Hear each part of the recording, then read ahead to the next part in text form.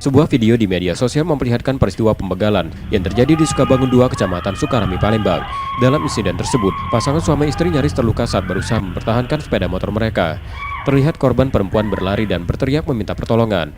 Ahmad Korir, salah satu korban, menjelaskan peristiwa terjadi saat ia dan istri pulang berboncengan. Di lokasi mereka didatangi 3 pelaku yang mengendarai 1 sepeda motor dan meminta korban menyerahkan sepeda motor sambil mengayunkan senjata tajam. Korban yang terkejut hampir terjatuh, sementara para pelaku langsung mengambil sepeda motor dan melarikan diri. Aksi begal ini diduga dilakukan sekelompok remaja yang baru atau selesai tawuran di sekitar lokasi.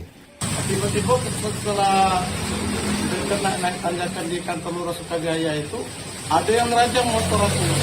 Maka aku ibarat sebab panik kan, siapa ini yang ini ya kan, tidak perlu kan. Iya, ditajang motor aku hampir jatuh.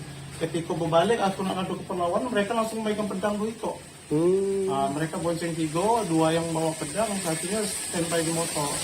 Kasihnya apa Kak? Tadi kita sebutkan juga bahwa pelaku tawuran juga atau gimana? Mereka nih pernah, yang tahu kita pernah nanya informasi dari teman-teman, mereka nih modusnya tawuran.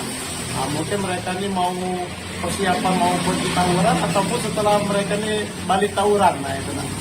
Makanya mereka bawa senjata. Nengoknya ada kesempatan, mereka sampai sekali begal tadi mungkin. Korban sudah melaporkan kejadian ini ke Polsek Sukarami, Palembang. Reski Oktora, Kompas TV, Palembang, Sumatera Selatan.